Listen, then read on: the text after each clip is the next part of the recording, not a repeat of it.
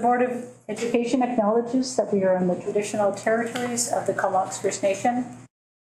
We would like to thank them for the privilege of living on their land and the gift of working with their children. I would like to welcome Ramona Johnson, elder, the Comox First Nation, to share a few words with us tonight. Welcome. Good evening, everyone. I do have a few words, so I hope I'm okay with taking the time up. The first thing I'd like to say is thank you for inviting me here. And this is all about the kids all the time. And I wanted to share, this is our t-shirt that we did on our reserve. So Rainer's 8 years old and he did the eagle. River is 9, she did the bear paw with the whale in it. And Raven is 6, she did the butterfly. Now, isn't that about kids? I think it's great. I think honoring our children, and so the little kids to see their design on a t-shirt, because everybody on the reserve will be getting one, is going to be great. I tried to bring you one, Jeremy, but there weren't any left. But Jeremy, I did bring you something because I'd like to welcome you to your new position here. A jar of my sockeye salmon, which is very good. Was it good? But sockeye won't be around for probably another 3 years, so I was like, do I give him a job? And I'm also going to give you some of our sockeye candied salmon. Oh, thank you so much. And this is, again, from our reserve. This is from my husband's boat. My husband's from Guilford Island. And I don't know if you have a freezer to put it in, but it's halibut. Oh, yes, there's definitely a freezer. Yeah. May not need to be frozen. So I wanted to give you these. But then I also wanted to share, we've got orange chocolates that we give out periodically. And this is my husband's design. It's the sun, and the sun is providers healing and energy. So I wanted to cover those. Thank you so much. So good for you and welcome. But I also wanted to say a little thing about this eagle rug that's here. This is from the, I am part, my name's Sotsahetsamga, which means giving. And my English name is Ramona Johnson. I am from the Comox First Nation, and my family is the Billy family. So there's, there'd be 11 of us, 12 of us, 10 kids, and my parents, Sonny and Ann Billy. And I belong to the Nanaxala program with the school district, which I'm very honored to be a part of. Just getting into it, because I don't, I might do 4 hours a week in my school, but it's fun when I get there. And when attending some of the meetings that I did, I felt there needed to be something in here. So I talked with Bruce, and so from the Nanaxala elders, this is the eagle. So the eagle is peace and friendship. And when you have your meetings, and they're usually always in the circle when you have your table set up in the meetings that are going to be tough, that's there to remind you that if you're in a tough moment, that eagle's there for peace and friendship. And if you need to stop and just take a look at it and know that that's what it's there for. So I hope, and also it was supporting a young Salish artist. His name is Jaron. It was an honor to let him know that this is where it came. I actually am supposed to get a picture of it for him and send it to him. But would that be allowed? Yeah. Okay, could you take one and send it? Yeah, so Jaron had asked me, he is a young artist just starting out, but in the last year, he's just blossomed more and more. And so I'd like to welcome you to the traditional territory of the Comox First Nation, unceded, and I hope you all have a great meeting.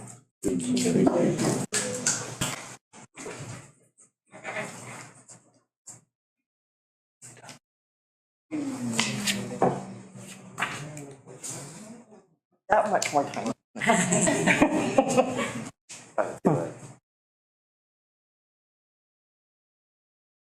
Okay, 1, 2, 3. That's good. Thanks, John. Get everyone in there. Okay. Thank you. Great meeting, everyone. Thank you. Thank you. Okay. We were hoping to do that in June, but wasn't able to attend the June meeting. And so it just feels extra special that it's happening in September. Conciliation.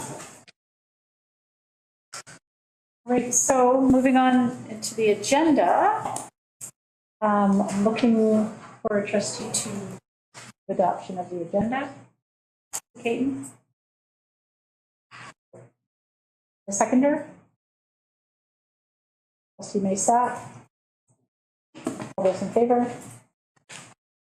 Carrie, thank you very much. Moving on to the board minutes. I'll move that.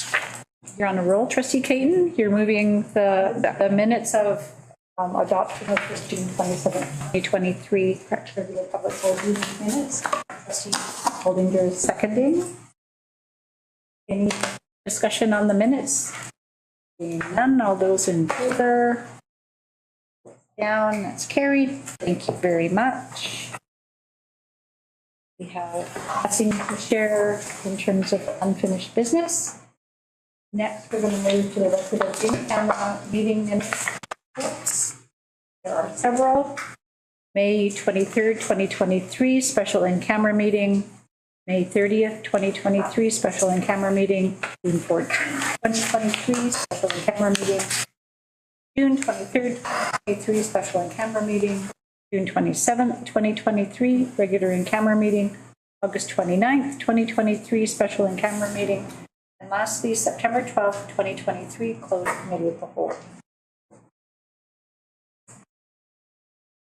So I'd like to welcome everybody to the first meeting of our school year and the first board meeting for our new superintendent of schools, Jeremy Morrow. Welcome. Thank you. You receive gifts. You may not always receive gifts at every meeting. We will try our best. I do know that the gift of working with all of the children in our district is a gift that you embrace every day. Mm-hmm. And I'm going to say welcome back to our acting secretary treasurer, Dr. Russell Horswell. And we appreciate you coming back to the district, and we look forward to working with you while you're here. And apologies, you didn't get gifts. We are very fortunate to have Russell and Jeremy join our district as we embark on a great deal of urgent work together.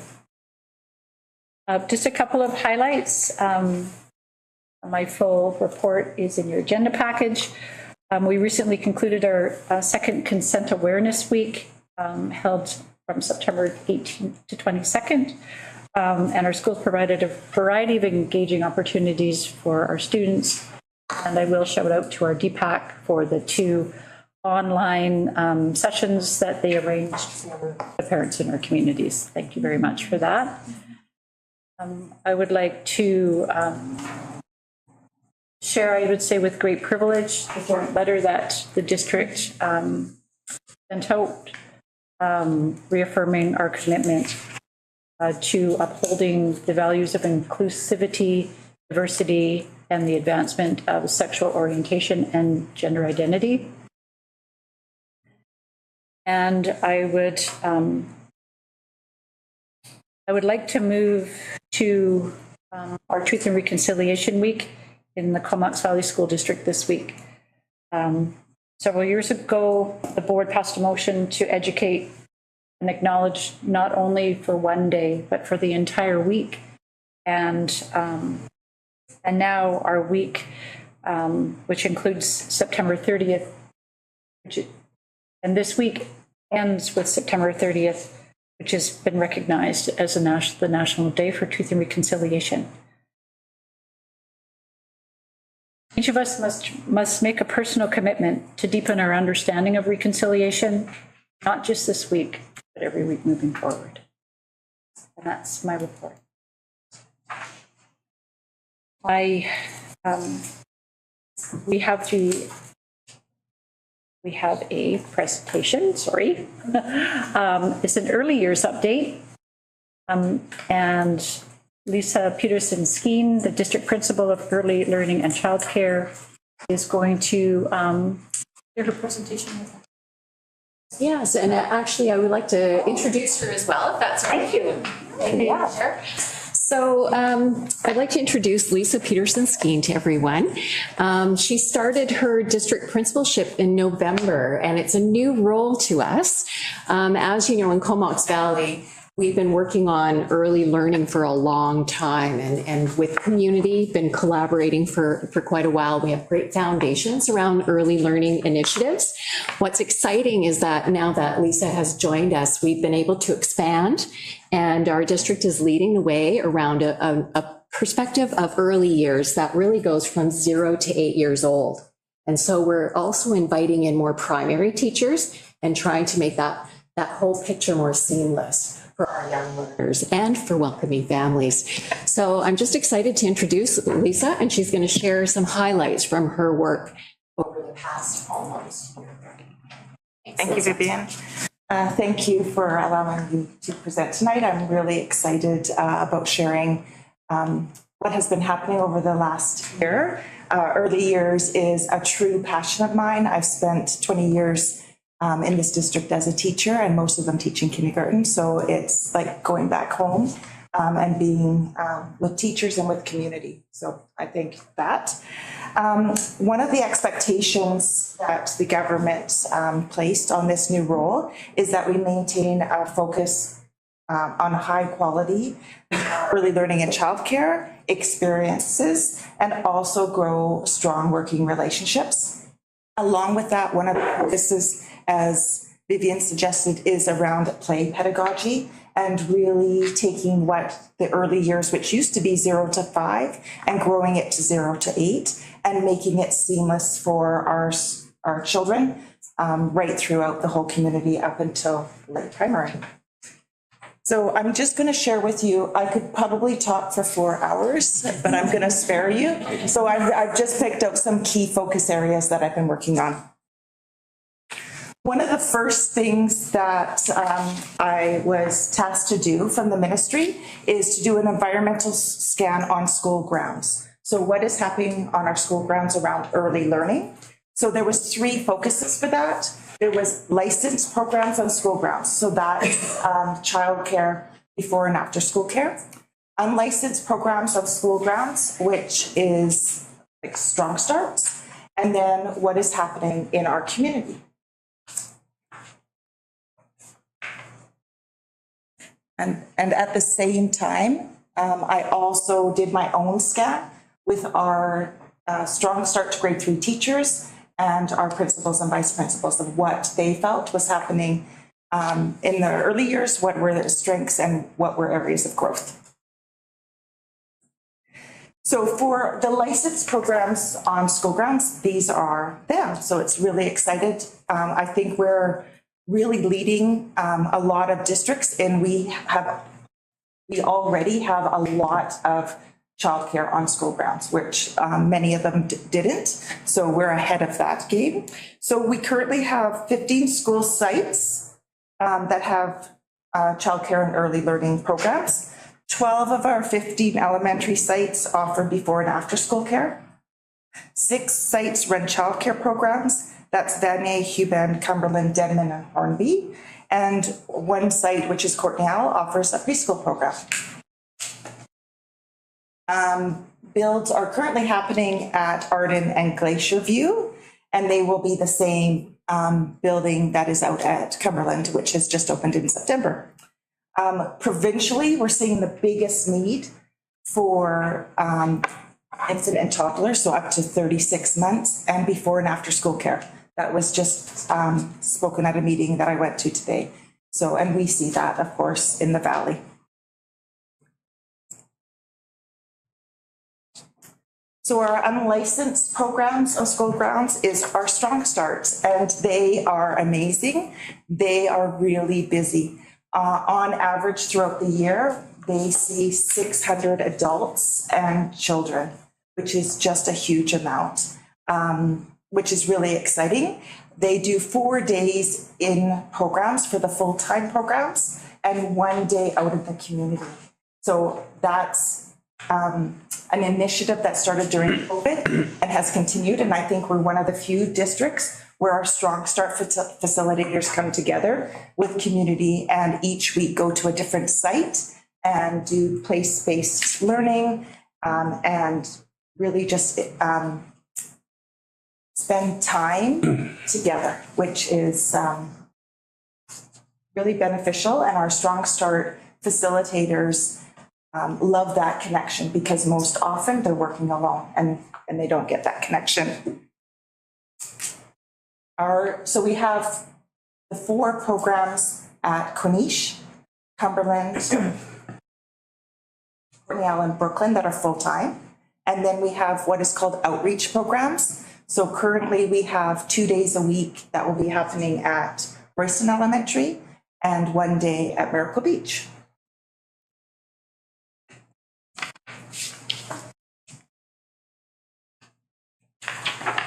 And sorry, just going to add, we're also in collaboration with Healthy Families. So Queenish and Cornell run programming with Healthy Families, and Queenish and Cornell also run multicultural programs in the afternoon. So a multicultural Strong Start.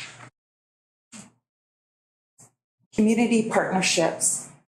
Our partnerships in our district have been strong for many years. The Early Years Association of Kindergarten Teachers started years ago, inviting our community partners to learning, etc. And over this past year, it has really expanded. This year, I think, was the first year that we did a 3-part dinner series on compassionate systems leadership. So that is a picture from one of our dinner series where we were averaging about 60 people from the community joining our teachers. So it was from birth to age 8. We are continuing that this year. We have a planning committee tomorrow, and we've expanded that. So in the past, it's been the district planning these early years dinners. Tomorrow, the steering committee is going to be made up of different childcare providers from the community, plus our early years staff, and planning together what that dinner series looks like. I wish I could tell you what it's going to look like, but I can't, which is great, because that's the true collaborative part. But we do know that the main foundation document that we all use is the early learning framework. So that will be the basis of it. I serve as the school district rep on the early years collaborative, the steering committee of that, and subcommittees, which includes the connection steering committee and the child care planning steering committee. And also I sit on the, it hasn't started up this year, but the Cumberland Mini Collaborative also. Part of our dinner series too, we're really trying to get everyone to the table. And one of the groups that we haven't seen at the table as much is our later primary teachers. They're starting to come. So that will be a big push this year, is to bring them to the dinner series, and also our home childcare. So we really want them to be involved in our work.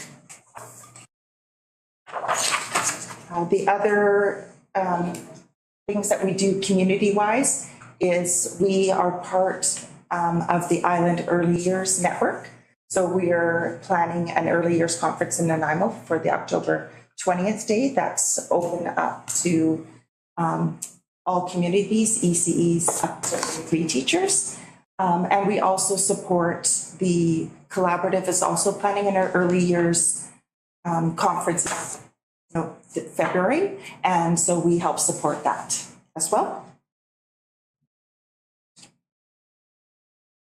So we're involved with a few early years initiatives, including Changing Possibilities for Young Children, Strengthening Early Years to Kindergarten Transitions, and Welcome to Kindergarten. Changing Possibilities and Strengthening Early Years are both ministry funded, with additional support coming from the district.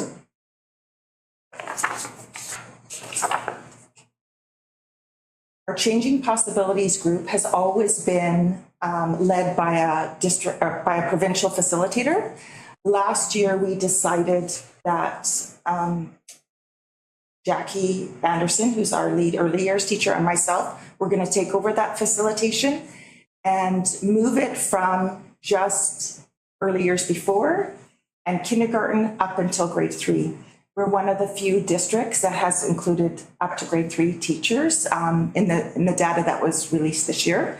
The teachers love coming to Changing Possibilities. What it is it's a strength-based program. So it used to be called, well, it is also called Changing Results. The people in the group have changed it to Changing Possibilities because it's a strength-based program. It used to be a program that looked at how can we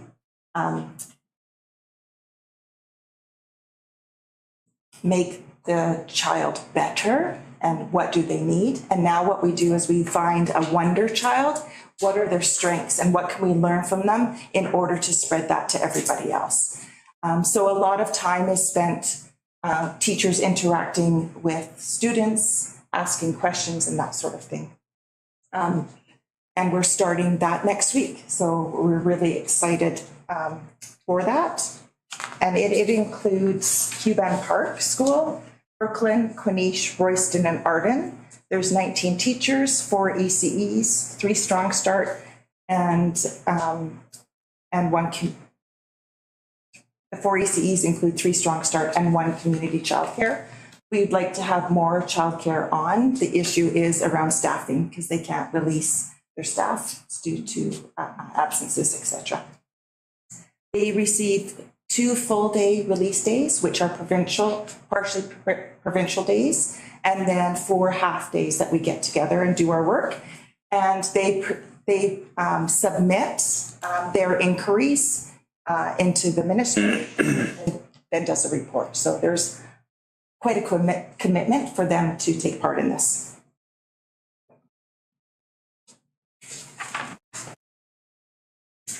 Strengthening early years to kindergarten transitions. This project has brought me so much joy this year, and I think where we've seen a lot of the big changes that are happening is around how are we transitioning our kindergartens into school. So this is intended to ensure that children and families experience a coherent transition from early years to kindergarten, noticing that many families no longer have childcare in their school catchment, that they are finding childcare all around the community. So trying to build those connections is more difficult than it has been in the past. I'm our district lead with the Strong Start facilitators also. So the 2 schools that are involved with strengthening transitions are Courtney-L and Cumberland, but it has dispersed across the district, which is really exciting to see. Courtney-L, both schools are seeing the impact, but just a little story to share is the impact that it's making for Courtney-L. So what it is it's bridging community, it's bridging childcare, and the richness of Courtney-L is that everything is housed together. So families start with healthy families, and as they become comfortable with healthy families, Michelle Guthrie brings them over to the Healthy Family Program that's housed in the Strong Start room. They become comfortable there with their person, Michelle, and Carlene also helps facilitate that. They then become comfortable with Carlene and they start attending Strong Start. Once they start attending Strong Start, they get to about 4 years old and there's a preschool at the school. So then they just transition nicely into Jumpstart. And then from Jumpstart, they're making connections with the kindergarten teachers. And so it's just seamless. Those parents feel safe in the school, the kids feel safe, they know the teachers, and all of the students that go through that process, like there is no kindergarten transition, it's their school, they are part of that community, and that is just exactly the model that I would like to see for all of our students. So, and with the strengthening transitions this year, we've done a lot more sessions where our Strong Start facilitators have invited families and students into schools in the spring, along with the kindergarten teachers, And then they also spent time in this month helping those classrooms and students with the transition to kindergarten, with a few of the programs open, but really the focus was just making sure that that transition was easy for families. And I know Sue McGiffin, who's the facilitator up at Quinish, she said just standing at the kindergarten line with the kindergarten teacher allowed those parents to breathe and go, it's going to be okay, because they had a familiar face to pass their children on. So it's made a huge impact, and I look forward to watching that grow. Part of strengthening transitions too is our Welcome to Kindergarten. One of the big changes that we made this year was our transition forms. So we worked collaboratively with the Child Development Center and our kindergarten teachers and our Strong Start facilitators, as well as our childcare providers. What we were noticing was that there was a transition form from the Child Development Center. There was a transition form for our inclusive ed. There was a transition form from the school, and parents were saying, like, there's too many forms, there's too much to do, can we just do one? So working in collaboration, we came up with this form that was handed out to families before Welcome to Pay, and our childcare providers in the community also received a copy so they could have conversations with their families. And we had a huge success. So at most of our Welcome to Ks, I would say probably 95% of the forms were already handed in, which just allowed us to get to know the families sooner and reach out for that. The other thing that we really focused on was I worked with the Indigenous Ed Department and really trying to help transition our Indigenous families and getting them connected with our Indigenous support workers at the school. So they had a huge impact on being part of our Welcome to Kindergarten and having a voice and giving understanding to what does ancestry mean when we're registering. So they could have those conversations. And what we noticed was a bigger impact, or we had more people identifying earlier on, and then our ISWs sent out information earlier on who they are. This is what I can help you with, etc., which usually happens in September, but we were able to do that after spring break. So there is lots of great things for us to continue to work on. And finally, I talked about it a little bit earlier. The foundational document is the Early Learning Framework. It is the basis of our literacy frameworks, our numeracy frameworks for the early years. And from that work, we really want to highlight play as pedagogy in our district. And so we had a group of teachers work on this play document about the different types of play, and really focusing on what is the teacher's role during that play. And taking every play experience and scaffolding the learning for the children. It then morphed, as we talked about our visual, into, it's now a 4 or 5 page document about what are good resources to have in our early learning classrooms and how are they used, what are they used for. And we've incorporated things from the Early Learning Framework right into that play document, as well as the First People's Principles of Learning. I was able to share that with all our lead teachers a couple of weeks ago, which was incredible because they're saying, how do we get this in high school? This is really great work. So now we're working in collaboration with them. I know Jackie met with Gail and Lynn, our Indigenous lead teachers today, and just trying to seamlessly put in our First People's Principles of Learning. So there's some changes that happened today, just so that it's part of everything we do. So that's early learning in the last year in a little nutshell. I just want to thank you so much for letting me share, and I'm always willing to share early learning. So thank you. Thank you. You're right, it was a nutshell. And it wasn't 4 hours. And we have Time for a couple of questions from trustees, not a lot of time. And so think about the question and I will start with Susan. Excellent.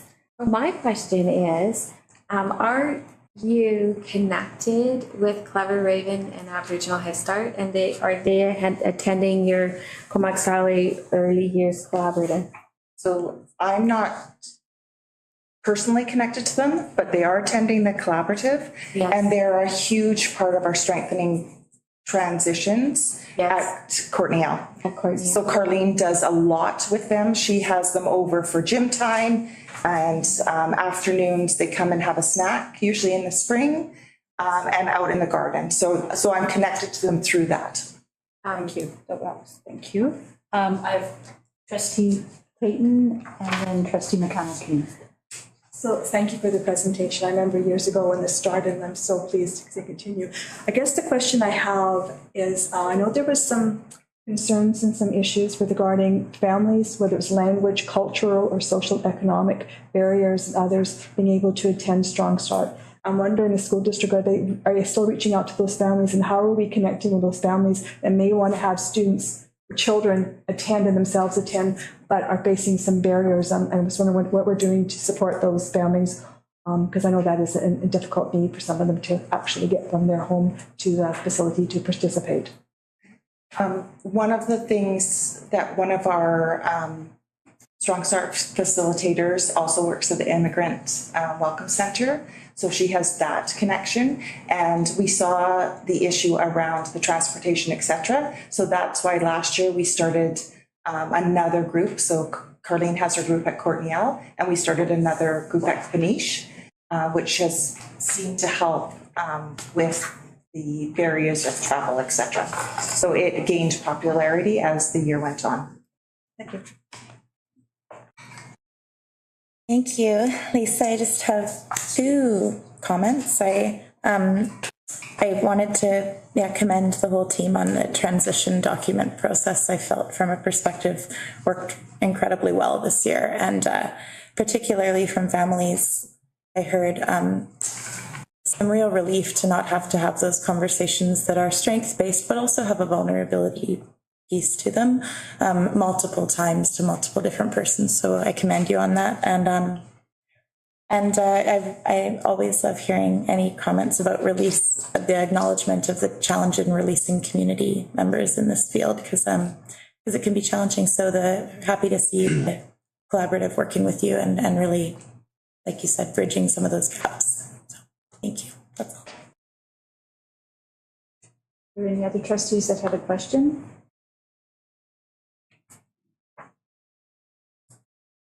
Well, thanks so much for coming in. That was awesome. A little snapshot. Great, thank you. It's great work. You're not staying till the end? You're welcome to stay. Oh, hey. You want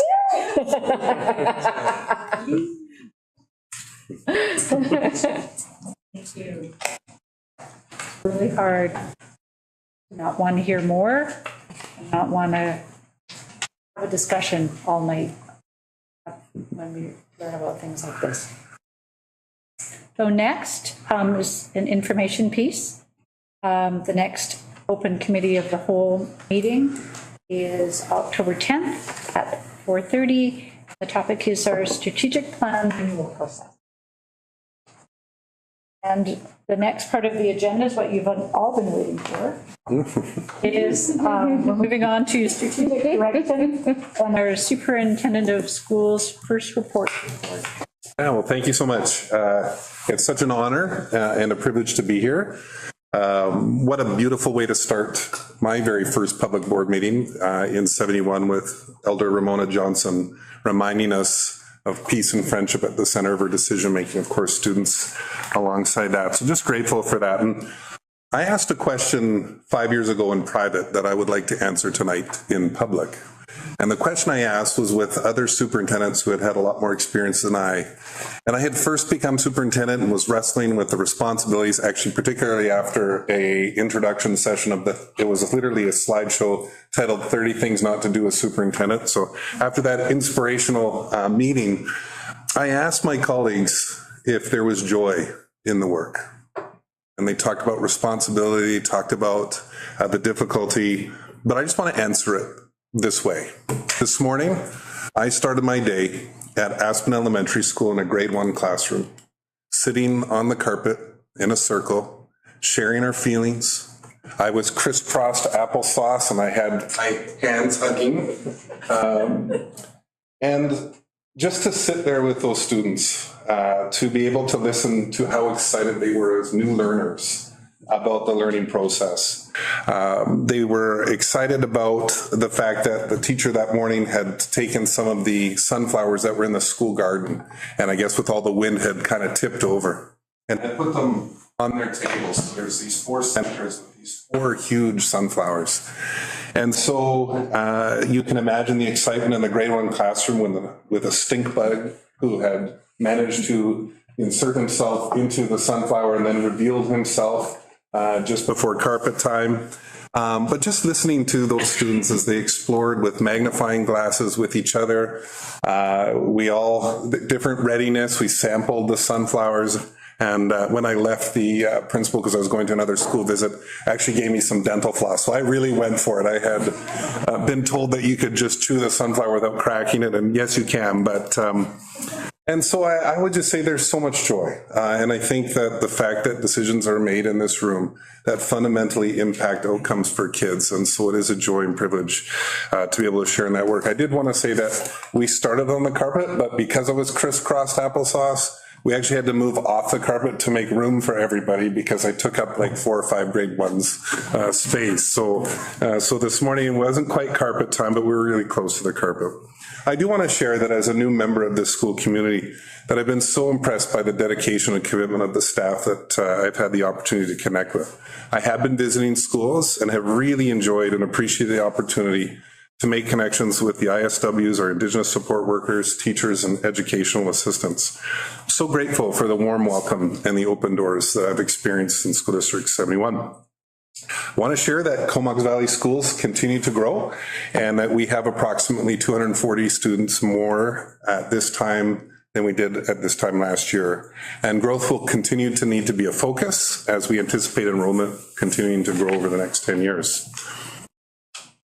I do want to acknowledge the many hours of work that trustees have put in to support both my transition and to their interest and dedication towards improving student outcomes.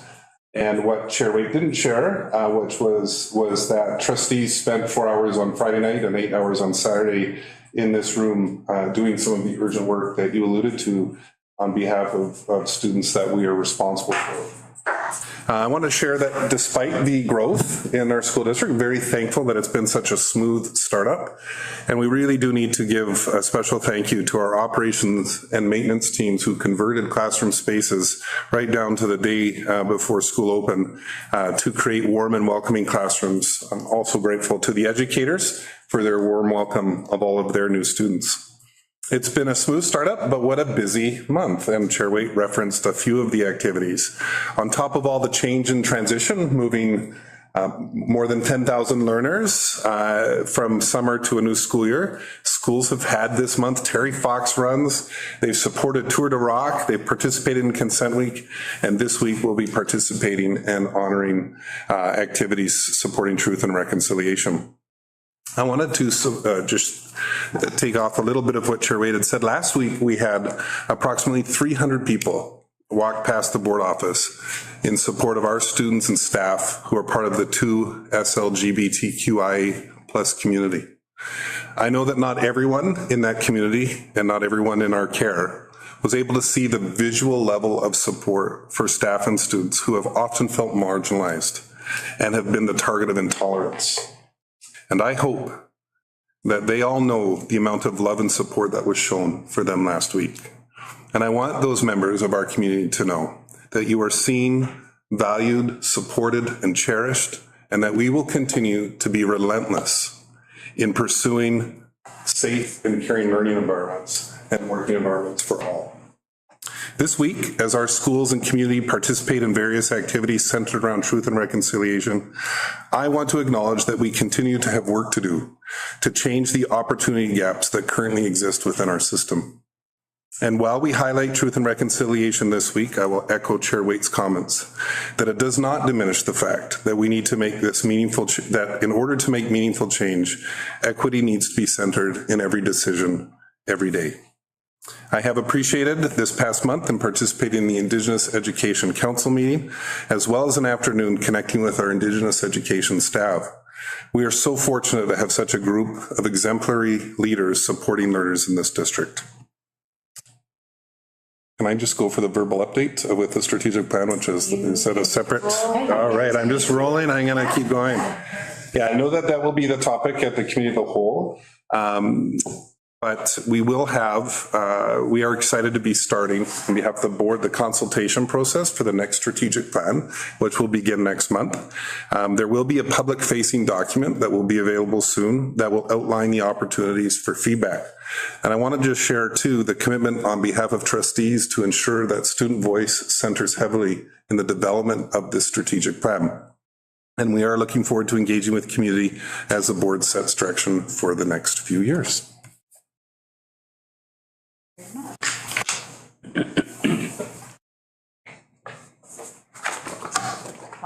We're going to move on to the portion of our agenda for the acting secretary treasurer. Thank you. Through the chair, so you have a board report, or sorry, briefing note included in your package for the 2024-25 capital plan submission. This was before the board at the June meeting, so it's coming back. I can give you a couple of updates. One, we have received the announcement on the food infrastructure program for the 2023-24 year. So we'll be bringing a revised capital bylaw back to the board. That'll be your series of motions at the October meeting. So what you have on is the briefing note, briefing note that you received in June, and a series of motions that are listed in your agenda. So I'm happy to answer any questions trustees may have on the briefing note. I'm assuming you had a good conversation about it in June, but if you do have questions, I can answer that before you address the motions. Just see if there's any questions. We're going to do this a little bit differently. There's a lot of long motions. So bear with us as we try something new that used to be done. So I'm looking for a trustee to move motion number 1. Trustee Maysack, seconder. Sorry. Trustee Leslie, discussion? None. All those in favor, show opposed.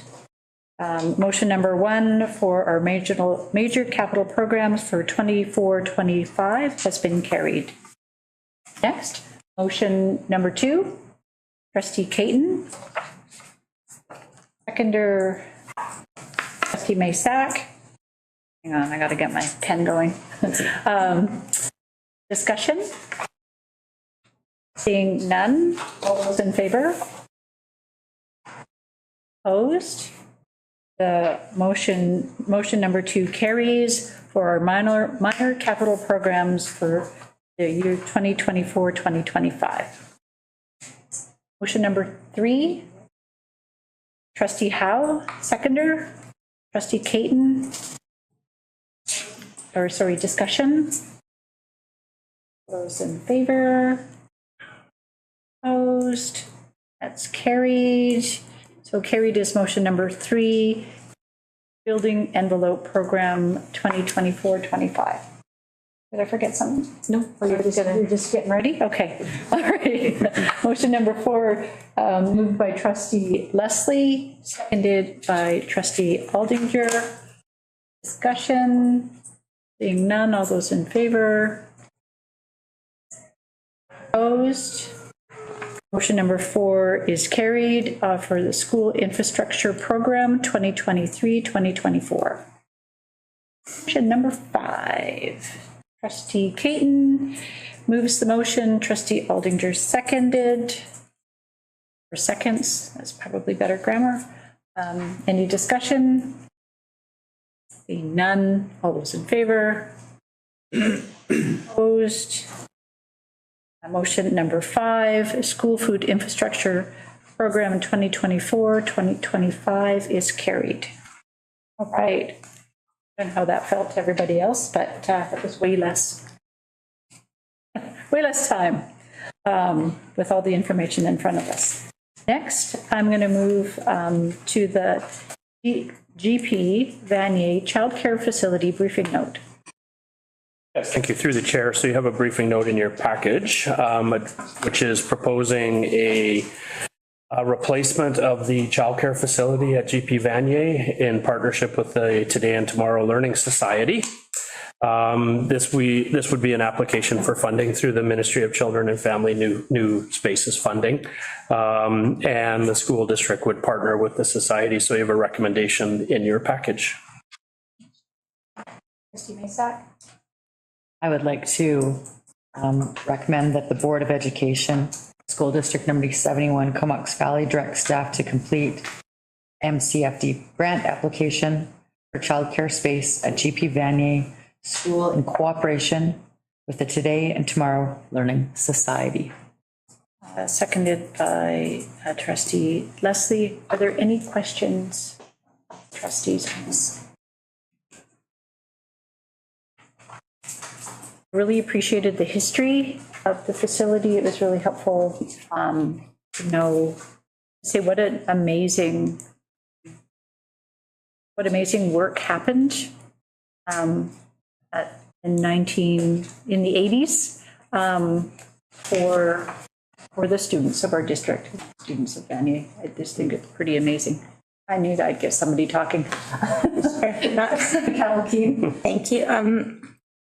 One comment that I think I'm really happy for the TNTLS team is that they also make such an effort of welcoming other centers to every professional development opportunity that goes on there. And they really are, their facility right now is spatially needing some help. So I'm looking forward to that and to the young parent program having some maintenance, hopefully. That's great.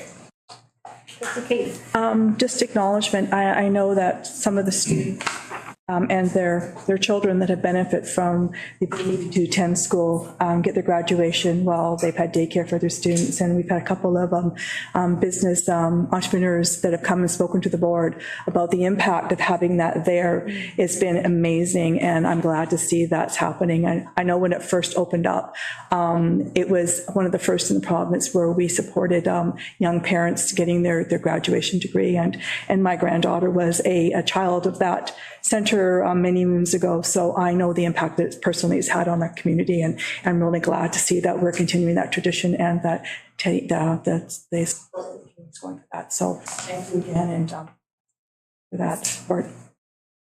Great, thank you. So seeing no further hands for comment or questions, all trustees in favor of the recommendation or the motion, please show. Any opposed? That motion is carried. Thank you very much.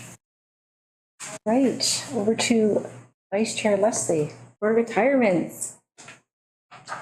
And first retiree is Cheryl Adabar, principal at Cole Rob Road Elementary, retiring effective July 31st, 2023, after 31 years of service. Well done, Cheryl. And I worked with her for many years.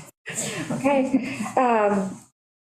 Next is Julian Ferguson, teacher at GP Vanier Secondary, retiring effective August 31st, 2023, after 28 years of service. Andrew Ellis, carpenter in the maintenance office, retiring effective November 30th, 2023, after 15 years of service. Do I have to read this one? No, okay. Ian Hesselgrave, Director of Operations, retiring effective April 30th, 2024, after 12 years of service. I need to do the math. I didn't do it. I did 86 years. Excellent. Get 86? Thank Okay. you. 86. Is there secretary treasurer? No.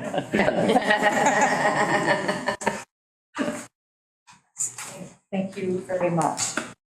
All right, so next is the board standing committee report. And there was no open committee of the whole meeting in September. Turn to the fourth page of our agenda, which is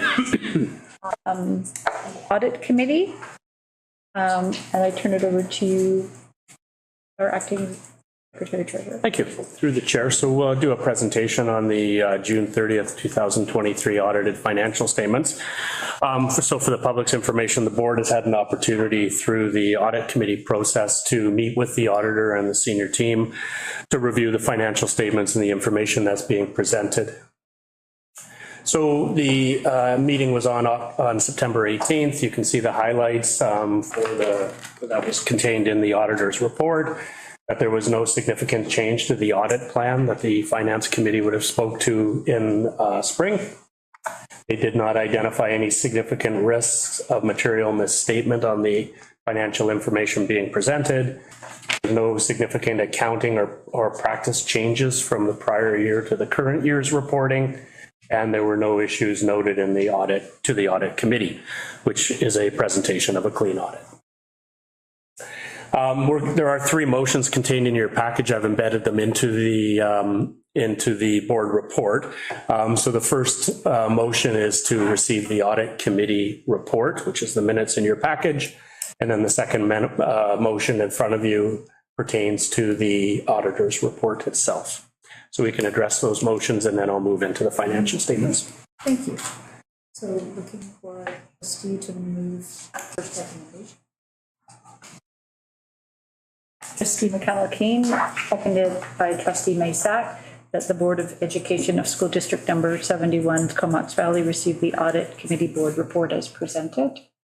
Any discussion?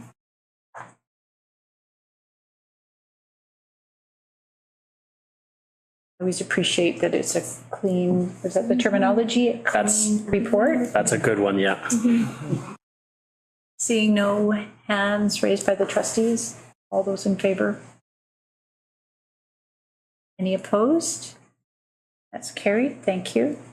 And the next recommendation? Would you like to read it? Recommendation that the Board of Education of School District Number 71, Comox Valley, receive KPMG's LLP report on the financial statement audit for the year ending June 30th, 2023. Is there a seconder? Seeking discussion?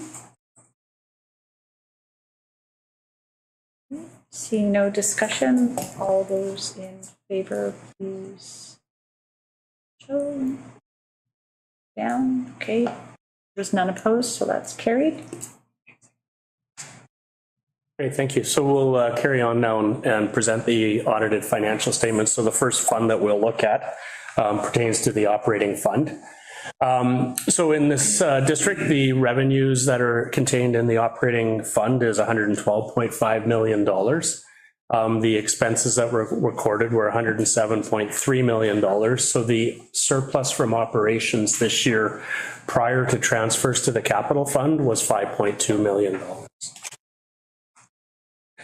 Where does our money come from? So the largest percentage of our funds come from grants from the Ministry of Education and Childcare. So approximately 93% of our total funding is from the ministry. About 2.6% of our grants from our international student fees. We have other revenues pertaining to facility rentals and other types of grants. And then there is a targeted grant that we have, which is the Indigenous Education Grant, which makes up 2.6% of our revenues. So in total, those are the percentages of our source. Where does the money go? About 85.8% or $92 million of our expenditures are on salary and benefits, so we're certainly in the people business. About 15.2 million is spent on supplies, service, equipment, and contract for 14.2%. A breakdown on how our dollar is spent. So of the 82 cents that's spent out of every dollar on instruction for students, regular instruction makes up about 60 cents. Indigenous education is 3 cents. Our inclusive education, 16 cents, and counseling, 3 cents. And so that is 82 cents of every dollar. 4 cents of every dollar is spent on district administration, 2 cents on transportation, facility maintenance and operation is 12 cents. So in total for this district, from an expenditure perspective, the cost to educate each child on average is $10,983 per student. From a staffing perspective, we have about 1,288 full-time equivalent staff. You can see the teacher and other professionals, about 675. District administration, finance, human resources, senior leadership, there are about 46 of us. Principals and vice principals, 49. Education assistants and Indigenous support, about 225. And then other support staff, about 183. These numbers do not include the 90 or so teachers plus education assistants that are funded through the Classroom Enhancement Fund, which is a special purpose fund.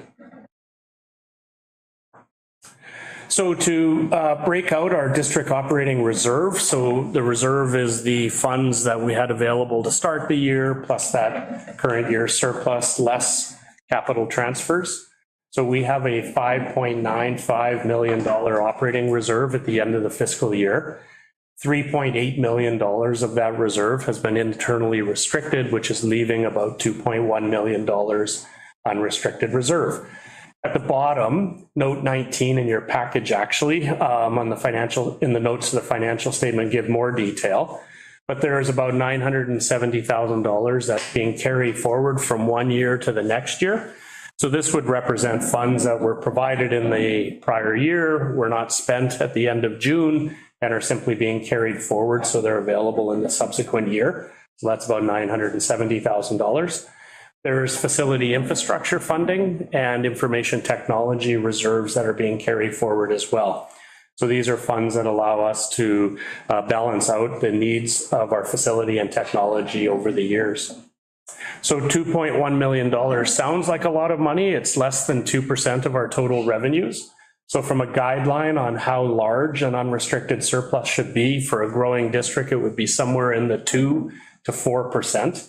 So we're at 1.8%. So we're below the 2% guideline that I would like to see us carry. An unrestricted reserve allows us to balance from one fiscal year to the next and to deal with unanticipated expenditures. So we're close, but I wouldn't look at this financial picture and move forward on the perspective that there's a large sum of money available to spend. We're carrying an appropriate amount of an unrestricted reserve right now. These balances, we'll continue to work on them, and we'll be bringing back reports to the board in October, November, December as we prepare for the amended budget, which needs to go before the board at the February board meeting. So the next fund to look at is our special purpose fund, sometimes called like a trust fund, where you receive grants for a specific purpose. You can see the list of all the special purpose funds that we have. Statements. By far the largest one is the Classroom Enhancement Fund, which is used to address collective agreement issues. There are 3 sources. One is to cover overhead costs. The largest one is staffing, and then the third one is remedies. Remedies is when we're not in compliance with the class size and composition language. But you can see there's a series of other funds in there as well. School generated funds are accounted for as a special purpose fund, so the dollars rest in the school accounts, but they're incorporated into our audited financial statements. So from an aggregate perspective, total dollars, we had an opening balance of $1.96 million. We received in total about $16 million in provincial grants, other income. The vast majority of the other income was school generated funds. And there were expenditures of about $18.5 million. So our closing balance is about $2.2 million. So it's growing slightly, but not significantly. And the third fund that we have is our capital fund. Here's a summary of capital dollars that were in the last fiscal year. So it was about $5.4 million on facilities, $162,000 on vehicle, about $865,000 on technology, and $2 million on equipment. So those are coming in from a variety of sources, whether it's bylaw, local capital, special purpose funds, or operating that funds the capital investment. So looking at our capital reserve, there are really two components to it, but one is the investment in tangible capital assets, $28 million. That's just really an accounting exercise of the book value of the district's investment in capital assets. So it's not really a sum that we can access and spend. The one that we do manage is the local capital reserve. So this is local funds that the board allocates towards capital items. The funds get in there one of three ways. One is through the annual budget process. You put a line item in to allocate resources. Two, we sell an asset that was purchased with local funds and the money goes back into the local capital reserve when it's disposed of. And third, if we were to come to you for a special allocation, that you would do it through a board resolution. So we have $6.2 million as of June 30th, it carried in the local capital reserve. At the bottom, you can see how that funds are committed. So building infrastructure projects that the board has approved, approximately $5.5 million. So the vast majority of it is pre-committed funds that are crossing our fiscal June 30th year end and will be spent in the subsequent year. There are facility and IT reserves, and then there's a series of miscellaneous small reserve items. So in total, within our local capital reserve, with the close of the audited financial statements, the entire fund that we're carrying forward is committed at this time. So there are no uncommitted dollars. As with the operating restricted reserve, we'll continue to work through October and November and bring back reports to the board on the status of these reserves, because it will inform your amended budget that we'll have to approve in February. And Madam Chair, this would be the third resolution that's contained in your package. Are you moving it or do you have a question? Recommendation that the Board of Education of SD 71 Comox Valley approve the 2022-2023 audited financial statements as presented. Thank you, Trustee Payton. Is there a seconder?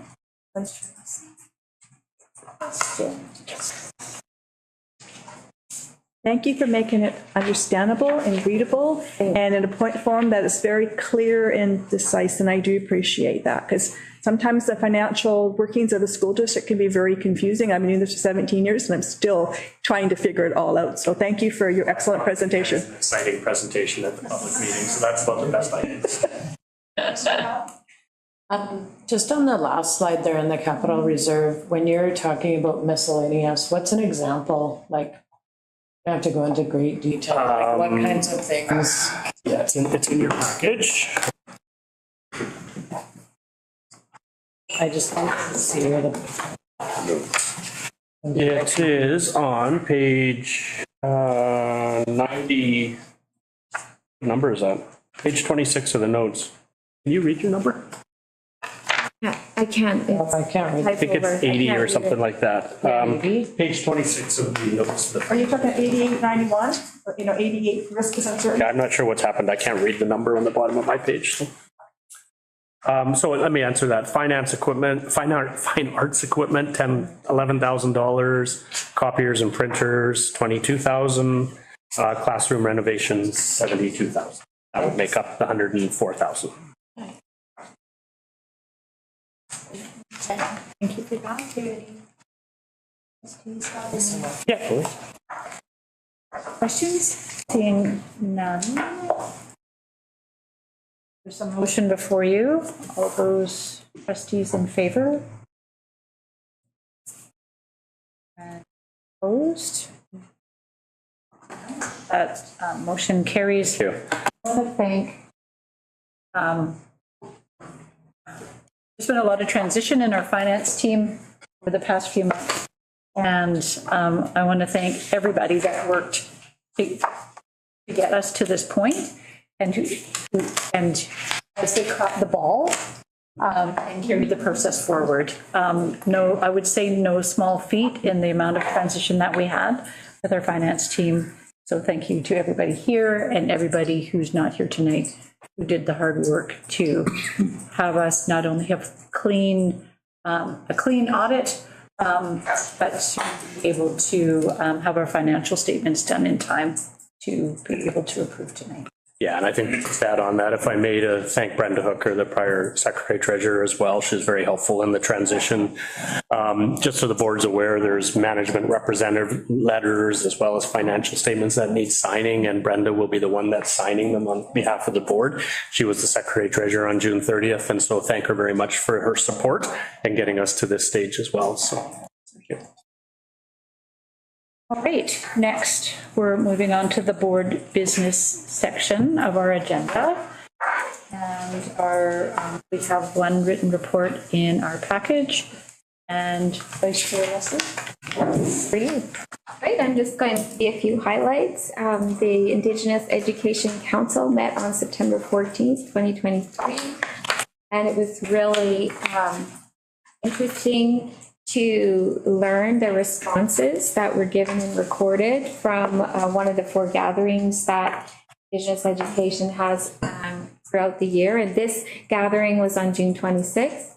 Present at the gathering were the entire Indigenous Education team, the IEC, the Ninoxala elders and residents, cultural presenters, trustee liaisons, and senior management, acting superintendent, Pro-D chair, QP 439 president, and CTA president. And a series of 5 questions were asked in an entire room. There's many, many people in the large circle.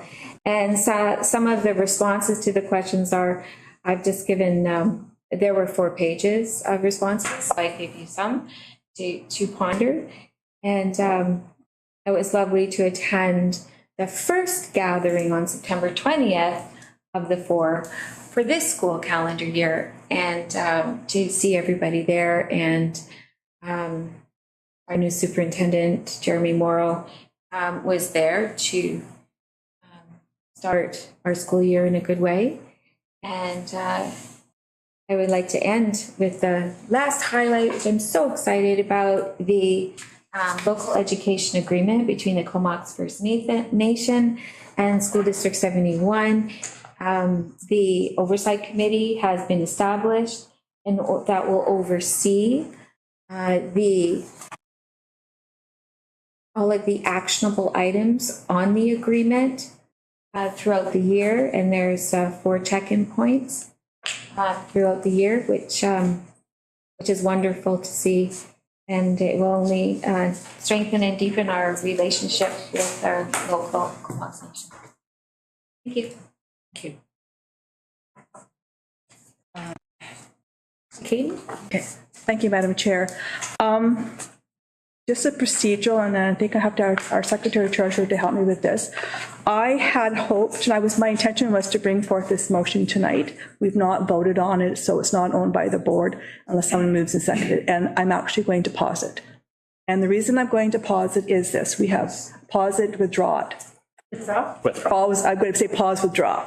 Okay. Okay, yeah, I know we have to be that one there. And there's a couple of reasons. I still really am passionate about student voice and working with the board. But we have a new new superintendent. And I've spoken to our superintendent, and in the strategic plan, we talked about bringing student voice and that to the process. So I think I'm going to pause it. I've talked to our superintendent, and we're going to see how things fold out for the next month when he meets with our district student council and see where it goes before we do that next step. I like to see how it folds out there, with the intent that I may or may not bring it back. I trust him to bring student voice and that student at the table and whatever it is. So I think I'm going to leave it for that. If the board will respect my wishes, that'd be great. And if not, the motion's there and I'll leave it to that. So you're withdrawing your motion? Yes, my intention is to. Been seconded, so the board doesn't need to do anything with it at this time. And if it comes back, it would come back through a new notice of motion. Correct. Thank you. Which our Secretary Treasurer does not like a notice of motions. Does not. So, but you're withdrawing it, and I understand what you meant by pausing it, meaning it's not going to go away forever, but it may come back a different way. Yes. But for the minutes, it'll be withdrawn. Thank you. Okay, great. Thank you for that. I feel better now. All right, there is no board correspondence for the board to review or to acknowledge. And I'm going to ask to see, we're moving on to the public question period. And I'm going to check to see if there's any questions. I have not been informed that there are. Okay, I was wondering how we were going to do that. So thank you for being able to answer my question. Thank you. Just wondering if there's any questions in person from the public. I don't actually have a question. I'm here. My name's Lori Ball. I'm VP for QP 439, and I just wanted to welcome Jeremy. Thank you so much. Most of the others I've met, so yes, thank you. Thank you. Look forward to working with you. Thank you. Thank you. Acting Secretary Treasurer Russell Horswell. I know his name tag is. Yes. It's been posted.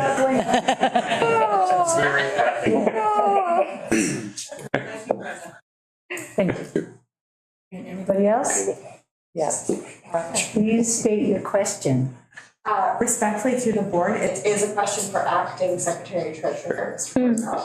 I'm looking at this just for clarification. Tell us where you're looking, if we can figure out the page number. Statement of financial discussion and analysis on page 5 of that, which it's 70 something. I'm not quite sure because the numbers are all messed up. I have it, yes. Let us find it. Absolutely. Are you ready? Great. Okay.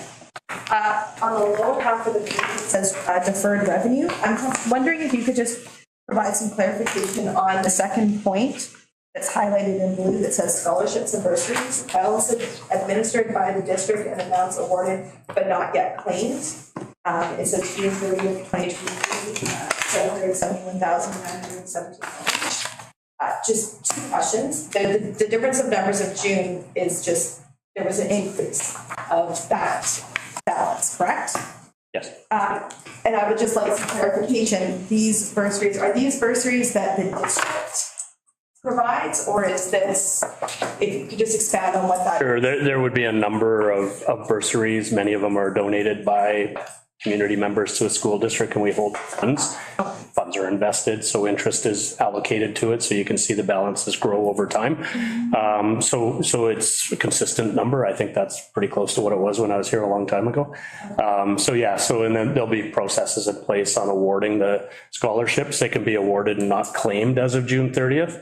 So if a student gets an award in June and hasn't picked it up until August, because we have a June 30th reporting, that would be the unclaimed at that stage. Right. So do we watch what that balance, sorry.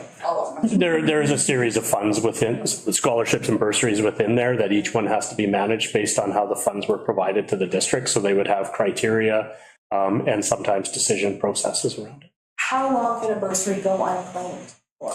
Do we have a standard? Yeah. They vary depending on the bursary, but some can be for a few years. Claimed like within a year, and they give them the time because some students take a gap year, second year, and then they can come back and actually claim them. So it's usually around 3 to 4 years. Okay, thank you. That was a really long long question. Separated by semicolons or something. It was on the same topic. Comments? We've talked about this ever since COVID, the reports, everybody now asking follow-up questions all the time, and I never heard it before, or much. And then now we all do it. I think we all do it and don't even realize that we do it. Or maybe we do. Are there any other questions from the public or online? No, none? Well, I want to thank everybody for their time tonight and for the work that we've done together. You are very beautifully, powerfully orange, wearing our orange shirts tonight. And I don't know if we can time every September board meeting for our Truth and Reconciliation Week, but maybe we can. So it feels really powerful. So thank you all, and I will look for a recipe to A motion to adjourn. Trustee Payton? Second. Trustee Howe? All those, oh, you're going to say something? I am. Are we good? Wait, before we actually. In the middle of the motion? No. As part of our. No. I just remember, it's important that we do the picture. We are. Okay, just. Yeah, sure. Yes. Craig is covered. Craig is going to. Okay. And hopefully we'll have a picture with staff with us too at some point, like, or it ends. Thank you. I want you guys to run away. At 17. Early. That's so early. That's so. I thought we must have talked.